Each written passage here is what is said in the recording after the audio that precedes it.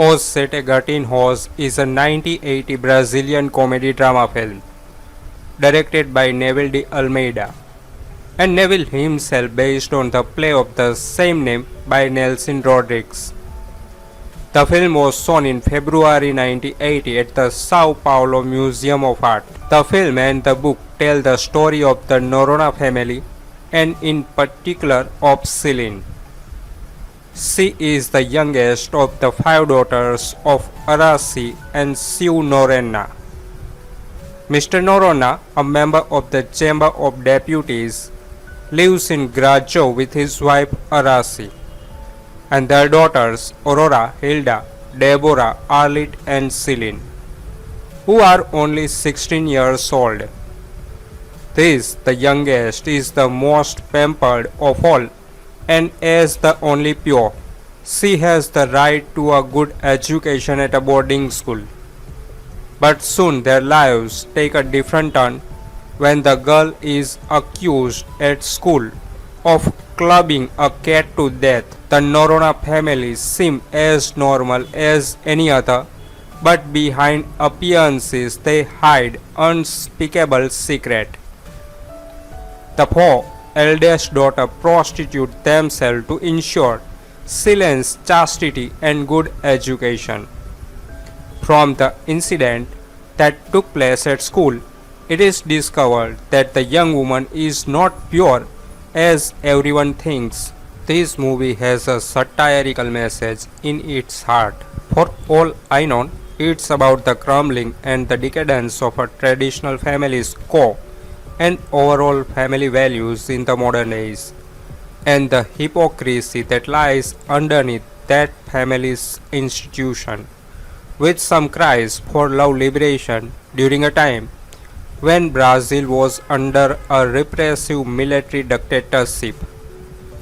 Despite the clumsiness of its social commentary and the trashy love aspect, it provides some moment of weird comedy, like the erect the mother paint in the bathroom walls to the climatic scene where Noronha completely loses his mind because of their daughter's throwaway love behavior and throw his puritanism out the window, forcing the girls to work for him, using their own house as a whorehouse. Lima Duarte's performance is what stands in this movie that doesn't belong to the love department, and it surprised me since I only seen this actor playing more straight-edged conventional character on some Brazilian soap operas and Portuguese Brazilian movies. Here he gives a maniacal portrait of a family man that starts the movie as an overprotective father and then crumble into a complete pervert, shedding his false moral. Noronha, who worked at the Chamber of Deputy as an office boy, live in the Grajo with his wife Gorda and their five unmarried daughters Aurora, Hilda, Deborah, Arlette and Celine, who is only 16 years old. This, the youngest, is the most spoiled of all and being the only pure, has the right to a good education in a boarding school.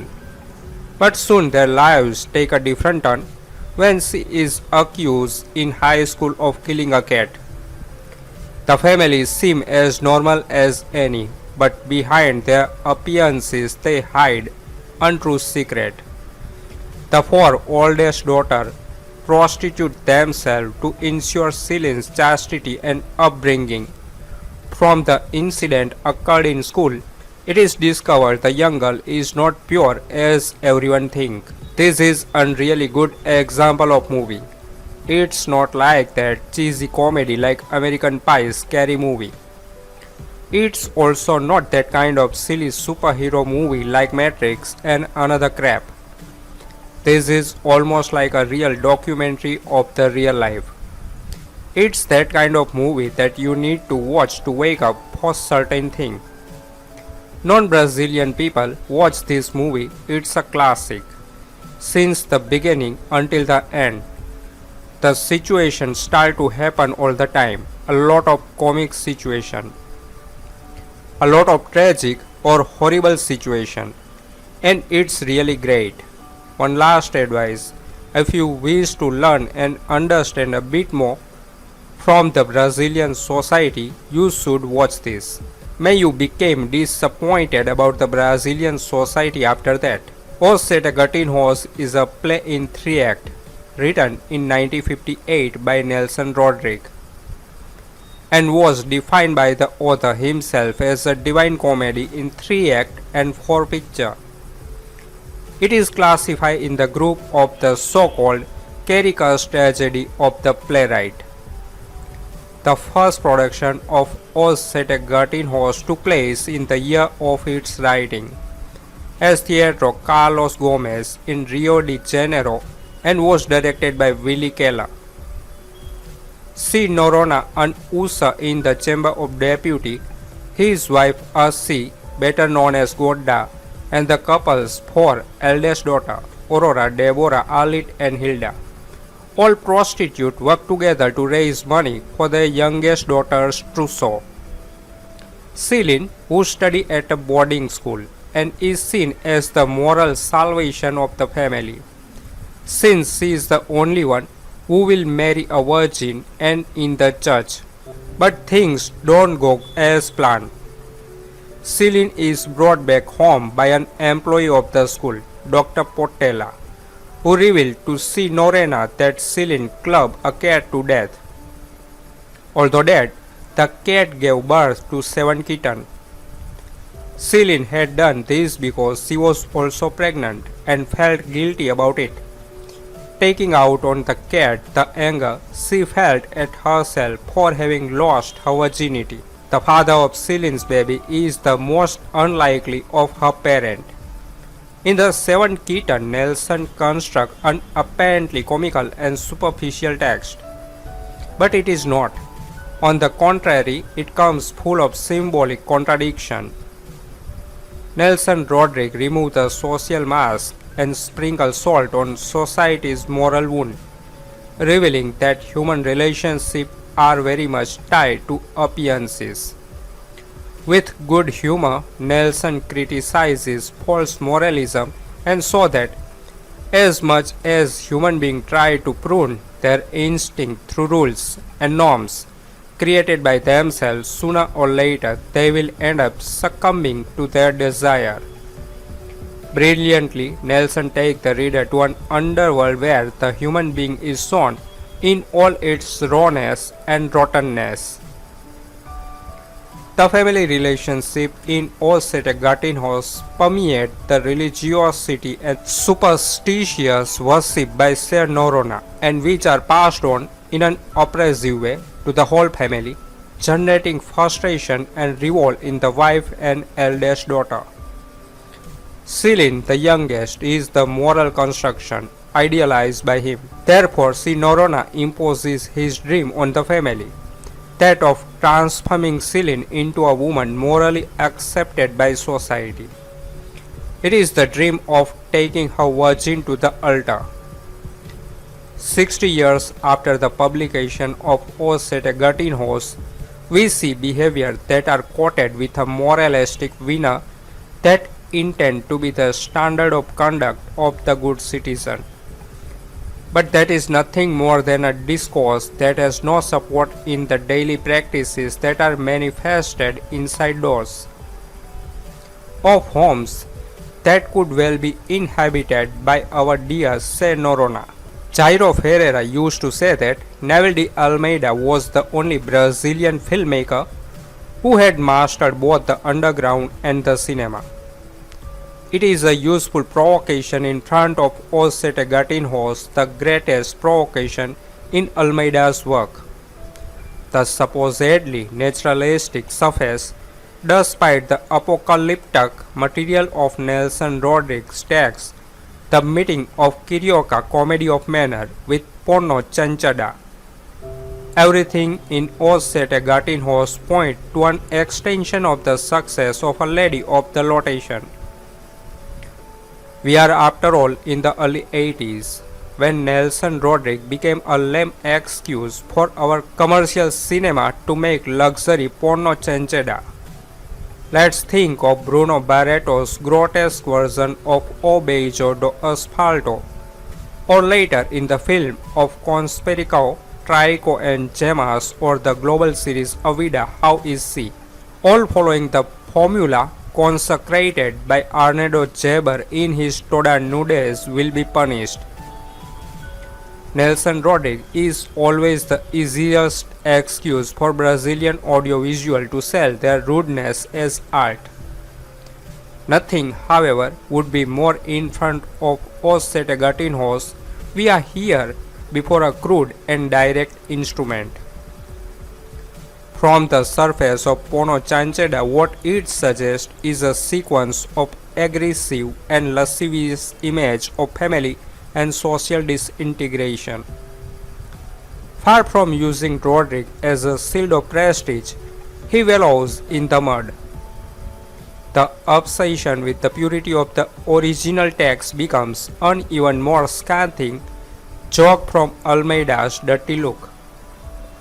What impresses and shocks in Os Sete Gatos and grant it a political dimension is that decadence here is taken for granted, a natural state for both character and audience.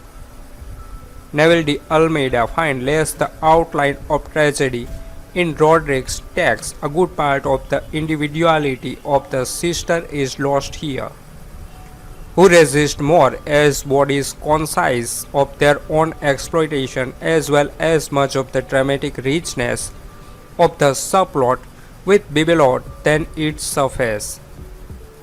Instead of opening the play, as the convention of theatrical adaptation dictate, Almeida concentrates is even more in that familiar living room.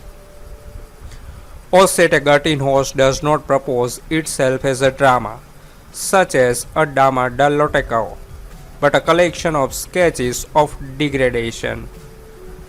What resists in the film's memory are the half-naked sister disrespecting the patriarch Lima Derat or the great Mauricio Duval, crawling like a dog chasing a beach in heat. The Seven Kittens proposes social satire as a horror film. Its greatest quality is its brutal honesty. It is an ugly and mediocre film, and you know it. This is its strength and permanence.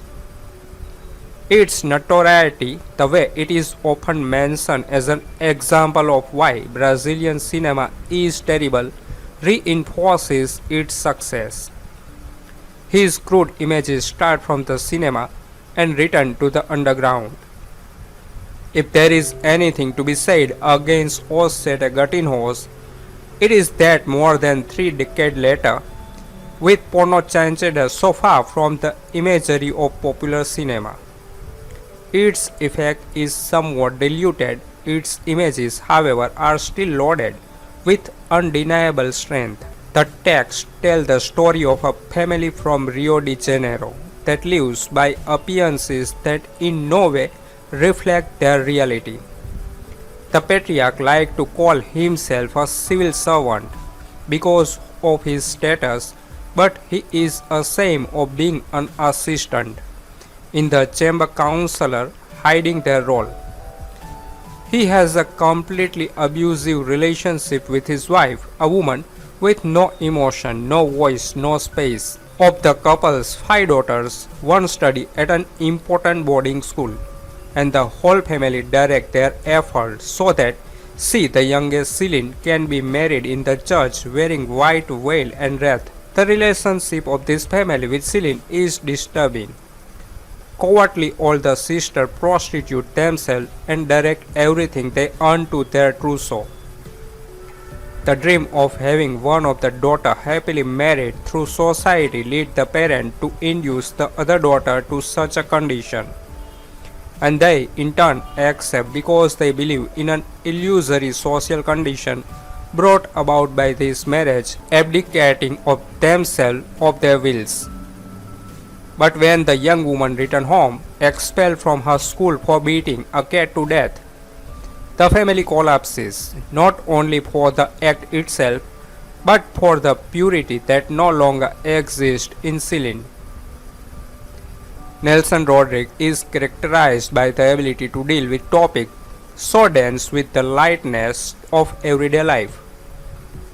And watching the collapse of this family that had all its value in the immaculate image of a young woman in the terms as the other present it border on genius. The dialogues are agile, acid, mixed with banal everyday issue. The depth of the question that arises is, in fact, treated with such banality that it opens up the rottenness of a society that is shaped by appearances. The text, as said, completes 60 years, but when you think of it as a metaphor, it makes its essence very current. The work performed by the actor on the scene made the proposal with emphasis on the women of the cast who play appropriate the personality of the character, delivering performances so different from each other and at the same time harmonious in the scenic rhythm. The setting brings to the stage a troubled aesthetic that reinforces the mess that is the represented family. Lima Duarte's performance is what stands in this movie that doesn't belong to the love department. And it surprised me since I've only seen this actor playing more straight-edged, conventional character on some Brazilian soap operas and Portuguese Brazilian movies. Here he gives a maniacal portrait of a family man that starts the movie as an overprotective father and then crumble into a complete pervert, shedding his false moral. Norona, who worked at the Chamber of Deputy as an office boy,